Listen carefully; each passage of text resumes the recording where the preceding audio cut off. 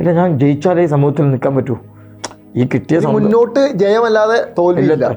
ജോലി അല്ല ഫസ്റ്റ്, പഠനമാണ് ഫസ്റ്റ്. ഒരു പ്രകൃതി ദുരന്തം വരണോ ശരിക്കും ആളുകൾക്കെല്ലാം ഒന്നിച്ച് ചേരാൻ തോന്നിയിട്ടുണ്ട്. അവിടെയാണ് നമ്മൾ ദ്വീപിൽ നിന്ന് കേരളത്തിലോട്ട് വരുന്നു. ആ കോളേജ് കാലഘട്ടം എങ്ങനെയായിരുന്നു? കോളേജ് കാലഘട്ടം നല്ല കാലഘട്ടമായി. ഞാൻ ശരിക്ക് എന്താ പറയാ, അടിച്ചു പൊളിച്ചു നല്ല എൻജോയ്മെന്റ്. എൻ്റെ കൂടെ എൻ്റെ ദ്വീപിൽ ഞാൻ MES പൊന്നാനി കോളേജിലാണ് പഠിച്ചത്. അവിടെ എൻ്റെ സുഹൃത്തുക്കളൊക്കെ എന്താ പറയുക, എന്നെ ശരിക്ക് ആദ്യ കാലഘട്ടത്തിൽ റാഗിങ് ഒക്കെ ചെയ്തു. അപ്പൊ കിട്ടി എന്നെ പൊട്ടൻഷ്യൽ ഉണ്ടാക്കി മാറ്റിയത് അവരാണ്. പക്ഷെ ആ കാലഘട്ടത്തിന് ശേഷം നീ സംഭവമാണ് എന്നെ ചെറുപ്പം പാട്ടൊക്കെ പാടിച്ച് ആ തരത്തിലുള്ള അവിടെ നിന്ന് പൊന്നാനി MES എൻ്റെ സുവർണ്ണ കാലഘട്ടമാണ്. ഞാൻ 17 പേപ്പറാണ് ഡിഗ്രി പൊട്ടിയത്. 21 പേപ്പർ ടോട്ടലുള്ളൂ. 17 പൊട്ടിയ ഞാൻ തിരിച്ചെടുത്തതാണ്. എഴുതിയും സപ്ലിമെൻ്ററി എഴുതിയെടുത്തതാണ്. പക്ഷേ ആ കാലഘട്ടത്തിൽ ഞാൻ പിന്നോക്കമായിരുന്നു. പഠന സ്റ്റാർട്ടിങ്ങിൽ കാലഘട്ടം നോക്കിയാൽ ഞാൻ എൻ്റെ വിദ്യാഭ്യാസ വൈകല്യങ്ങളുണ്ടായിരുന്നു. അത് ഡിഗ്രി ലെവൽ അതിജീവിക്കാൻ പറ്റുമെന്ന്, പക്ഷെ അത് ജീവിച്ചില്ല.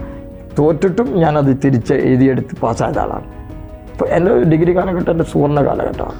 വിദ്യാഭ്യാസം നമുക്ക് തോൽക്കുക എന്ന് പറയുന്നത് പലപ്പോഴും ഇപ്പോൾ ഫറൂഖ് പറഞ്ഞാൽ വലിയൊരു കാര്യമുണ്ട്. അതായത് പലപ്പോഴും പല പാരൻസിനും ടീച്ചേഴ്സിനും തിരിച്ചറിയാതെ പോകുന്ന ഒരു വലിയ സത്യം എന്താണെന്ന് പറഞ്ഞാൽ എല്ലാ കുട്ടികൾക്കും പഠിക്കാനുള്ള കഴിവില്ല. ഈ കുട്ടികൾക്ക് പലപ്പോഴും പഠന വൈകല്യം പോലെയുള്ള പല ഇഷ്യൂസും, ചിലർക്ക് കണ്ണിനായിരിക്കാം, ചിലർക്ക് അക്ഷരങ്ങൾ തെളിയില്ല, ചിലർക്ക് പറയുന്നത് മനസ്സിലാക്കാൻ പറ്റില്ല, ചിലർക്ക് പഠിച്ചത് ഓർത്തെടുക്കാൻ പറ്റില്ല. ഈ പഠന വൈകല്യം തിരിച്ചറിയാതെ പോകുന്ന ഒരുപാട് കുട്ടികൾ പഠനം നിർത്തിയവരുണ്ട്. പേപ്പർ സപ്ലി കിട്ടി നിർത്തിപ്പോയവരുണ്ട്. അവിടെ നിന്ന് ഫറൂഖ് പിന്നെ ഫൈറ്റ് ചെയ്തു. പഠന വൈകല്യം ഉണ്ടെന്ന് തിരിച്ചറിഞ്ഞിട്ടും അവിടെ നിന്ന് ഫൈറ്റ് ചെയ്ത് വരാനുണ്ടാവുന്ന ആ ഒരു ധൈര്യം ഉണ്ട്. അതെന്തായിരുന്നു? ഇല്ല, ഞാൻ ജയിച്ചാലേ സമൂഹത്തിൽ നിൽക്കാൻ പറ്റൂ. ഈ കിട്ടിയ മുന്നോട്ട് ജയമല്ലാതെ തോൽവിയില്ല. ജയിച്ചാലേ ഞാനൊരു നല്ല ലെവലിലേക്ക് എത്തൂ. എൻ്റെ ഇത് അതിജീവിച്ചാൽ മാത്രമേ ഞാൻ നല്ല ജോലിയിലേക്ക് എത്തൂ. നല്ല ജോലിയിലേക്ക് എത്തിയെങ്കിൽ ഞാൻ ചെയ്യാവുന്ന, ഞാൻ ഡിഗ്രി കാലഘട്ടത്തിലും വളരെ സോഷ്യൽ കമ്മിറ്റ്മെൻറ്റും സോഷ്യൽ സർവീസിൽ വിദ്യാർത്ഥി ആക്ടിവിറ്റീസുകളിലും ഒക്കെ ഉണ്ടായിരുന്നു. അവിടെ നിന്നൊക്കെ എന്നെ ശരിക്കും വിദ്യാർത്ഥി കാലഘട്ടത്തിലും എന്നെ സമൂഹം എന്ത് ചെയ്തു, ലീഡറാക്കി മാറ്റിയിരുന്നു. ഇങ്ങനെയുള്ള ഒരാളെ മാറ്റി നിർത്താതെ കൂട്ടിച്ചേർത്ത് പൊതുസമൂഹത്തിൽ കൊണ്ടുവന്നു. മേ ബി എൻ്റെ ഓർമ്മ ശരിയാണെങ്കിൽ വേണമെങ്കിൽ മത്സരിക്കാം, നീ മത്സരിച്ചോ ജയിക്കും. കാരണം എല്ലാവർക്കും എന്നെ കാണും, എൻ്റെ പരിചയമുണ്ട്, എൻ്റെ ഫേസിന് അത്ര വാല്യൂ ഉണ്ട്. അങ്ങനെ വളർന്നു വന്ന ആളാണ്. അങ്ങനെ 17 പേപ്പറും തിരിച്ചു പിടിച്ചു. ഡിഗ്രിയൊക്കെ പാസ്സായി വന്നു. പിന്നീട് അങ്ങോട്ട് PG എടുത്തു. അതിനുശേഷം ലൈബ്രറി സയൻസ് കോഴ്സ് റെഗുലർ അല്ലാതെ ഡിസ്റ്റൻസ് ആണ്. അത് പാസ്സായി. അതിലും ഒരു സപ്ലി ഉണ്ടായിരുന്നു. അത് സപ്ലൈ എഴുതിയെടുത്തു. അതിനുശേഷമാണ് എൻട്രൻസ് എഴുതി, ഒരു സ്പെഷ്യൽ എൻട്രൻസ് എഴുതിയിട്ടാണ് ജോബിലേക്ക് വരുന്നത്. അങ്ങനെ ഒരു അധ്യാപകനായിട്ട്, ഒരു ലൈബ്രറിയൻ വിദ്യാർത്ഥി ജീവിതത്തിലായിട്ട് ഇന്ന് ജീവിതം വളരെ സന്തോഷമായിട്ട്. എപ്പോഴാണ് മോട്ടിവേഷനിലോട്ട് കടക്കാൻ തീരുമാനിച്ചത്? ഞാൻ സംഘടന ഒരു ഭിന്നശേഷി മേഖലയിൽ മാറ്റങ്ങൾ ഉണ്ടാക്കാൻ തുടങ്ങിയപ്പോൾ കുറേ ആളുകളെ നേരിട്ട് കണ്ട് അവരുടെ പ്രശ്നങ്ങൾ കേട്ട് അതൊക്കെ അറിഞ്ഞപ്പോൾ അവർക്ക് നമ്മളെ അറിവ് പകർന്നു കൊടുത്ത് അവരെ പുറം ലോകത്തേക്ക് കൊണ്ടുവരാനുള്ള ശ്രമം നമ്മളെ ഭാഗത്തുണ്ട്. അതിൻ്റെ അടിസ്ഥാനത്തിലാണ് ശരിക്കും മോട്ടിവേഷൻ മേഖലയിലേക്ക് തിരിയുന്നത്. ഫറൂഖ്, എൻ്റെ ഒരു സംശയം ചോദിക്കട്ടെ. ഇപ്പോൾ നമുക്ക് സ്വാതന്ത്ര്യം കിട്ടിയിട്ട് ഇത്രയും വർഷമായി, എന്നിട്ട് പോലും ഭിന്നശേഷിക്കാരുടെ പ്രശ്നങ്ങളെ തിരിച്ചറിയാനോ അവർക്ക് വേണ്ട ഒരു കറക്റ്റ് സൊല്യൂഷൻ കൊടുക്കാനോ നമ്മുടെ സിസ്റ്റത്തിന്, അല്ലെങ്കിൽ നമ്മൾ ജീവിക്കുന്ന സമൂഹത്തിൽ ജീവിക്കുന്ന നമുക്കോ ആ മാനസികാവസ്ഥയിൽ പലതും മാറ്റം വന്നിട്ടില്ല എപ്പോഴും. അതെന്തായിരിക്കും അതിനൊരു കാരണം? അതിന് നമ്മളെപ്പോഴും കുറ്റപ്പെടുത്തുന്നത് ഗവൺമെൻറ്റുകളാണ്. യഥാർത്ഥത്തിൽ എല്ലാവരും കൂടിയാലേ ഇതിന് ശാശ്വത പരിഹാരം. ഗവൺമെൻറ്റും പൊതുസമൂഹവും സന്നദ്ധ സംഘടനകളും ഈ മേഖലയിലെ എക്സ്പേർട്ടും ഇതിനകത്ത് അവരൊക്കെ കൂടിയിരുന്ന് സൊല്യൂഷന് വേണ്ടിയുള്ള ഒരു മുന്നൊരുക്കം ചെയ്താൽ മാത്രമേ ഉള്ളൂ. ഗവൺമെൻറ് അത് ചെയ്തിട്ടില്ല, പൊതുസമൂഹം ഇത് ചെയ്തിട്ടില്ല. ഇതിൻ്റെ അടിസ്ഥാനമല്ല ശരിക്കും. എല്ലാവരും ഒന്നിച്ചിരുന്ന് ഒരു ശാശ്വത പരിഹാരം കാണാനുള്ള മൂവ്മെൻറ്റ് എല്ലാവരും കൂടി ഇരുന്നിട്ട് തീരുമാനിച്ച് ചെയ്യേണ്ടതാണ്. കുറ്റപ്പെടുത്താനാണ് എല്ലാവർക്കും എളുപ്പം. അത് എളുപ്പമുള്ള കാര്യമാണ്. അവരെ കുറ്റപ്പെടുത്തി ഇവരെ കുറ്റപ്പെടുത്തി തള്ളി നീക്കുകയാണ് കാലങ്ങൾ എന്നാണ് എനിക്ക് തോന്നുന്നത്. കുറ്റപ്പെടുത്തിക്കോ, പറഞ്ഞില്ല, കുറ്റപ്പെടുത്താൻ നല്ലതാണ്. കുറ്റപ്പെടുത്തുന്നത് ഇതിനു മുമ്പ് ഇപ്പോൾ എന്നെ നിങ്ങൾ കുറ്റപ്പെടുത്തും, ഞാൻ നിങ്ങളെ കുറ്റപ്പെടുത്തും. ഞാൻ കുറ്റപ്പെടുത്താൻ അർഹനാണെന്ന് ഞാൻ പ്രൂവ് ചെയ്യണം. ആദ്യം കഴിവുള്ളവൻ ജയിക്കും, തർക്കിച്ച് ജയിക്കാൻ കഴിവുള്ളവൻ ജയിച്ചോണ്ടു. ഒരു ഗുണമല്ല. അത്രേ ഉള്ളൂ. അത് എല്ലാവർക്കും ഉത്തരവാദിത്തമുണ്ട്, തുല്യ ഉത്തരവാദിത്തം സമൂഹത്തിലെല്ലാവർക്കും. എനിക്ക് തോന്നുന്നു ഫറൂഖ്, ഈ ഭിന്നശേഷി കുട്ടികളെ നമ്മൾ ചേർത്ത് നിർത്തുന്നതിൻ്റെ ഒപ്പം തന്നെ ഭിന്നശേഷി കുട്ടികളുടെ മാതാപിതാക്കളെയും നമ്മൾ ചേർത്ത് നിർത്തേണ്ടതായിട്ടുണ്ടെന്ന് ഞാൻ വിശ്വസിക്കുന്നു. കാരണം ഇതേ മാനസികാവസ്ഥയിൽ അവർ പലപ്പോഴും കരയുന്നത് പോലും നമ്മൾ കാണാൻ നമുക്ക് പറ്റില്ല. കാരണം അവർ പുറത്ത് ധൈര്യം കാണിച്ചാൽ പോലും അവരുടെ ഉള്ളിലൊരു വേദന അവർ എപ്പോഴും ഉണ്ടാവും. പക്ഷേ ഫറൂഖിന് അത് കൃത്യമായിട്ട് മനസ്സിലാവും. ഉറപ്പായിട്ടുണ്ടാവും. കാരണം ഈ കുട്ടികളെ ഉമ്മമാരോ ഉപ്പമാരോ അനുഭവിക്കുന്ന യാതന അവരുമായി ബന്ധപ്പെട്ടാൽ ഒരു ചിലപ്പോൾ പൊതുസമൂഹത്തോടെ വരുമ്പോൾ അതൊന്നും കാണിക്കില്ല. അവരനുഭവിക്കുന്ന വേദന യാതനയും ശരിക്ക് അവരെയും കൂടി പൊതുസമൂഹത്തിൻ്റെ ഭാഗമാക്കുക, ഉൾക്കൊള്ളുക. ഇവർക്ക് കൊടുക്കുന്ന അതേ പ്രിഫറൻസ് അവരെ പൊതുസമൂഹത്തിൽ ആദരിക്കപ്പെടുക, ബഹുമാനിക്കപ്പെടുക. ഇങ്ങനൊരു കുട്ടികളാണ് ദൈവത്തിൻ്റെ മക്കളെന്ന് നമ്മുടെ സമൂഹത്തോട് പറയും പോലെ ആ മക്കളെ ജനിച്ചത് അവരിലൂടെയാണ് ലോകമുള്ളതെന്ന് പ്രൂവ് ചെയ്യണം. ഞാൻ എൻ്റെ കാഴ്ചപ്പാട് ഉള്ളത് കൊണ്ടാണ് ലോകമുള്ളതാണ് എൻ്റെ കാഴ്ചപ്പാട്. തീർച്ചയായിട്ടും അവരെ ദൈവം വിട്ടത് ഈ ലോകം ഇങ്ങനെ നിലനിന്ന് പോകാനാണ്. അതെ. ഈ പലപ്പോഴും ഈ ഭിന്നശേഷിയായിട്ടുള്ള കുട്ടികൾ ജനിക്കുന്നത് പലപ്പോഴും ഇവരൊരു സ്പെഷ്യൽ സ്കൂളുകളിലോട്ട് വിട്ട് ഒരു ജീവിതം അവിടെ ഒതുങ്ങിപ്പോകുന്നതായിട്ട് ഞാൻ കണ്ടിട്ടുണ്ട്. പലപ്പോഴും പല കുട്ടികൾക്കും സ്പെഷ്യൽ സ്കൂളല്ലാതെ നോർമൽ സ്കൂളിൽ പഠിക്കാൻ സ്കില്ലുള്ള കുട്ടികളുണ്ട്. പക്ഷേ അവരെന്തുകൊണ്ട് സ്പെഷ്യൽ സ്കൂളുകളിലോട്ട് മാത്രം മാറ്റുന്നു എന്നുള്ളത് ഞാൻ പലപ്പോഴും പേഴ്സണലി ചിന്തിച്ചിട്ടുണ്ട്. അത് ശരിയാണോ തെറ്റാണോ? അല്ല, ശരിയാണ്. ഏത് കുട്ടികളെ എവിടെ വിടണമെന്ന് എല്ലാവർക്കും അറിയാം. എല്ലാവരെയും സ്പെഷ്യൽ സ്കൂളിൽ വിടാൻ പാടില്ല. ഇപ്പോൾ ഒരു 2 കാലില്ലാത്ത ഒരാൾ, അയാളൊന്നും സ്പെഷ്യൽ സ്കൂൾ ആവശ്യമില്ല. 2 കൈയില്ലാത്തവൻ, അയാളെ കൈയില്ലെങ്കിൽ കാലുകൊണ്ട് സ്കില്ലുണ്ടാവും. അയാളെ നോർമൽ സ്കിൽ നമ്മൾ വളർത്തിയെടുക്കണം. അതല്ലാതെ അവിടെ ഇട്ടിട്ട് എല്ലാവരോടും കൂടി ഇരിക്കുമ്പോൾ അവരുടെ സ്കിൽ ഇല്ലാതാവും. തീർച്ചയായിട്ടും, ഉറപ്പായിട്ട്. അവരുടെ സ്കില്ല് ഇൻക്ലൂസീവ്.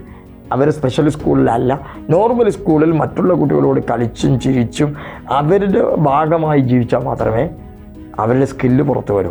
എല്ലാവരെയും കൊണ്ട് സ്പെഷ്യൽ സ്കൂളിൽ ചേർക്കുന്ന പദ്ധതി തെറ്റാണെന്നാണ് എൻ്റെ കാഴ്ച. എല്ലാ ഡിഫറെൻ്റ് ഡിസേബിലിറ്റി കുട്ടികളെയും ഒരേ കണ്ടുകൊണ്ട് ഒരേ ലെവലിൽ ഒരേ മാനദണ്ഡത്തിലെടുക്കാൻ പാടും. പലപ്പോഴും ഒരു ചെറിയൊരു മാനസിക ബുദ്ധിമുട്ടുകളോ അല്ലെങ്കിൽ വീട്ടിൽ പണമില്ലായ്മയോ അല്ലെങ്കിൽ ഈ പറഞ്ഞ പഠന വൈകല്യമോ ഒക്കെ ഉള്ള കുട്ടികൾ പലപ്പോഴും ജീവിതം പകുതിയിൽ വെച്ച്, ആൺകുട്ടികളാണ് കൂടുതലും, പകുതിയിൽ വെച്ച് ഇവർ മറ്റെന്തെങ്കിലും ജോലികൾക്കായിട്ട് അങ്ങ് തിരിക്കും. അവസാനം എവിടെയും എത്താതെ ഡിപ്രഷൻ അടിച്ച് സങ്കടപ്പെട്ട് ജീവിതത്തിൽ ഒരുപാട് ജീവിക്കും. അപ്പോൾ ഇങ്ങനെ പോകുന്ന കുറേ ആൺകുട്ടികളുണ്ട്. ഇവർക്ക് പലപ്പോഴും വിദ്യാഭ്യാസം എന്ന് പറയുന്നതിലൊരു മൂല്യം ഇത് പറഞ്ഞു കൊടുക്കാൻ ആരുമില്ലാത്തതാണോ അതോ സാമ്പത്തിക ബുദ്ധിമുട്ട് കൊണ്ടാണോ എന്നറിയില്ല. പല കുട്ടികളും സാമ്പത്തിക ബുദ്ധിമുട്ട് കൊണ്ട് പഠനം നിർത്തുന്നവരുണ്ട്. ഈ എങ്ങനെയാണ് നമ്മുടെ ജീവിതത്തിൽ മാറ്റങ്ങൾ വരാമെന്ന് പറഞ്ഞു കഴിഞ്ഞാൽ നമ്മൾ മറ്റുള്ളവരുമായി ഇടപെട്ട് അവരും നമ്മളുമായി ഒരുമിച്ച് ചേർന്ന് ഈ പണം എന്നാന്നുള്ളൊരു മൂല്യവും മനുഷ്യത്വം എന്നാന്നൊരു മൂല്യവും നമ്മൾ കണ്ടുപഠിക്കുമ്പോഴാണ് ശരിക്കും അത് അങ്ങനെയല്ലേ? കറക്റ്റാണ്. മനുഷ്യത്വമാണ് വേണ്ടത്, ഈ ഷെയറിങ് ആണ് വേണ്ടത്. എല്ലാവരും തമ്മിൽ നല്ല ഒരു എന്താ പറയുക, നല്ലൊരു ബന്ധം പുലർത്തുക.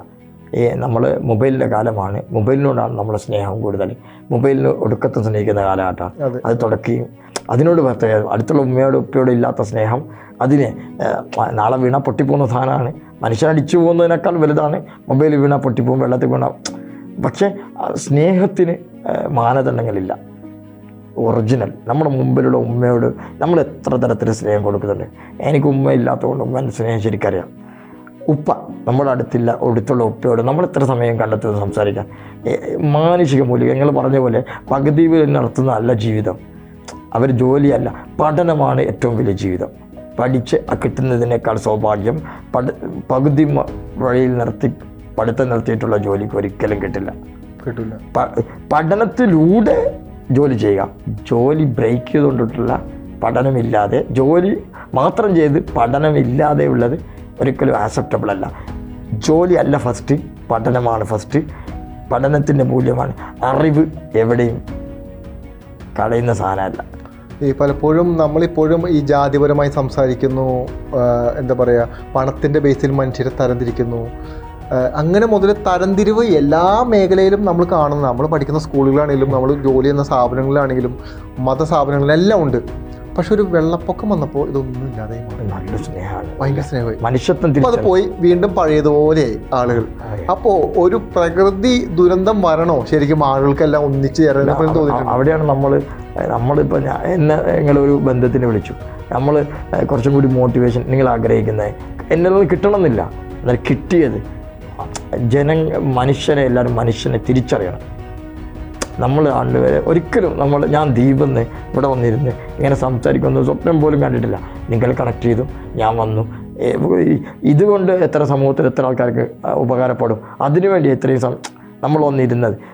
മനുഷ്യനെ പണത്തിൻ്റെയോ ജാതിയുടെയോ സംസ്കാരത്തിൻ്റെയോ ഈ ഒരു കാര്യത്തിലും തരതായ വേർതിരിവ് പാടില്ല.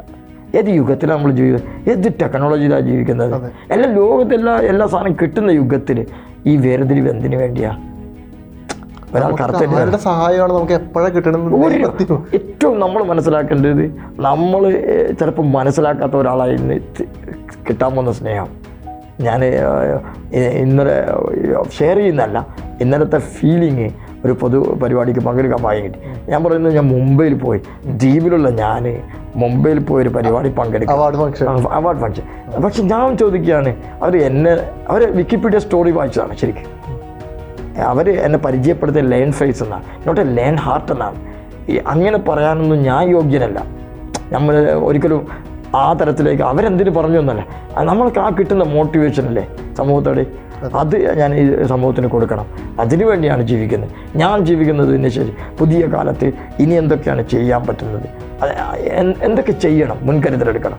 കുറേ ടീമിൻ്റെ സപ്പോർട്ടോടുകൂടി എല്ലാ മേഖലയും, ഇപ്പോൾ നിങ്ങൾ എഡ്യൂക്കേഷൻ പറഞ്ഞു, അതേപോലെ ആരോഗ്യപരമായ കാര്യങ്ങൾ, അതൊക്കെ നമുക്ക് ചെയ്യാൻ പറ്റും. നമ്മൾ പറയാതെ പലരും നമ്മൾ സഹായിക്കാൻ വരും. ആ തരത്തിലേക്ക് എടുത്താൽ മതി. മനുഷ്യനായാൽ മതി, എല്ലാവരും നല്ല മനുഷ്യനാവും.